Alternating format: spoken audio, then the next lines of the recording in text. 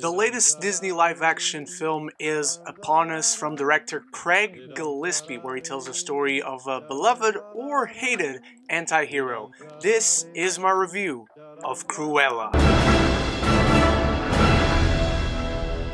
Set in 1970s London amidst the punk rock revolution, we follow a young grifter named Estella. With her flair for fashion that catches the eye of the Baroness, their relationship soon sets in motion the course of events and revelations that will cause Estella to embrace her wicked side and become the raucous, fashionable, and revenge-bent Cruella. Before I dive into my thoughts, I want to know if you're excited for Cruella, if you're liking the Disney live-action adaptations, how do you rank them? Let me know all of that in comments below. Start the conversation.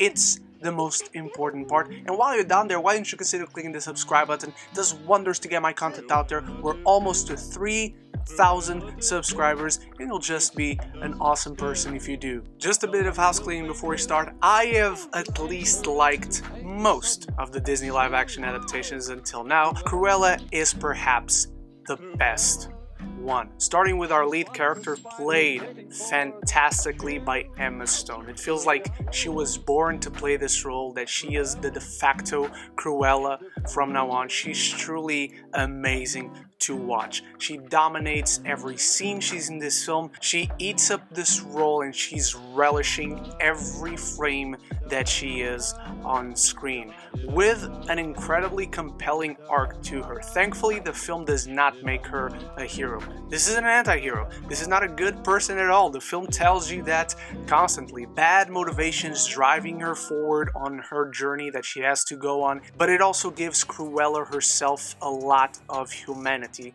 That is also in part due to Emma Stone to switch those dials when it comes to the comedy, the drama, the conflict. She can nail all of that, clearly, but the writing of the character is also very well done. The writing in general is extremely well done. Emma Thompson playing the Baroness, one of the best villains of the year already. She's fantastic, and the way Cruella and the Baroness play off each other is so entertaining to watch. She is such a savage throughout this film. Some of the biggest laughs come from her, as well as Joel Fry and Paul Walter Hauser. They're truly amazing. They're these two kid robbers who find Estella when she is a little girl. Estella is Cruella, by the way. I'm probably gonna refer to her by both names.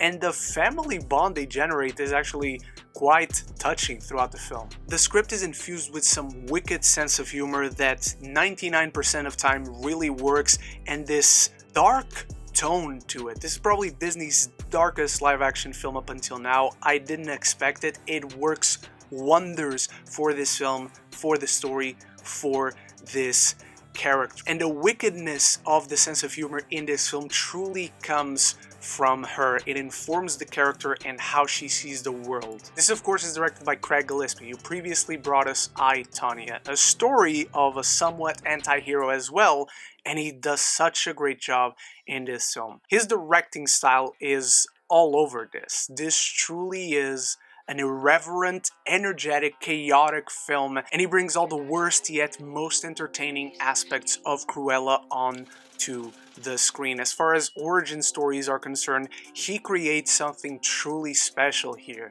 The set design, the costumes are beautiful, they're ravishing, they're lavish. This film is just oozing Cruella de Vil, it's just oozing villainy out of the screen, and it never forgets what it is. It does enough to make you root for the main character. It does enough to show you how truly not a good person he is, yet she's not as bad as our villain in the film. At its core, Cruella is a character piece mixed with a psychological cat and mouse game between our villain and our anti-hero. The setting and aesthetic of the punk rock revolution truly is fitting for a film like this because it imbues every single frame with so much energy, so much chaos, so much irreverence. It's about someone who truly doesn't belong in the world of fashion, which, by the way, a film set in 70s London about fashion would not appeal to me whatsoever, but he breathes some life into this that is so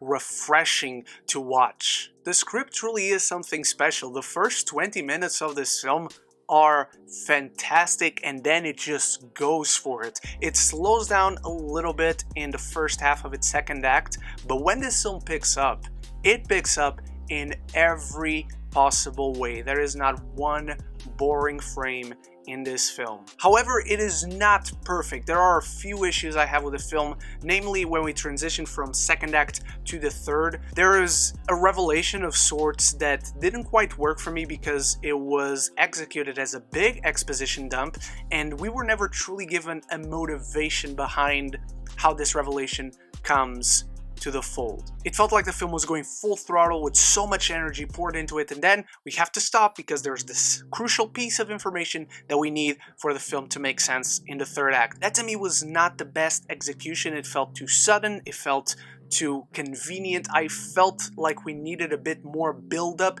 even if it came at a cost of making it a bit predictable. From the extravagant production and costume design, the astonishing cinematography and editing, Gillespie's irreverent direction truly brings necessary energy to this fun, chaotic journey, as Stone delivers probably her best performance to date. A true tour de force performance. I'm giving Cruella an A-.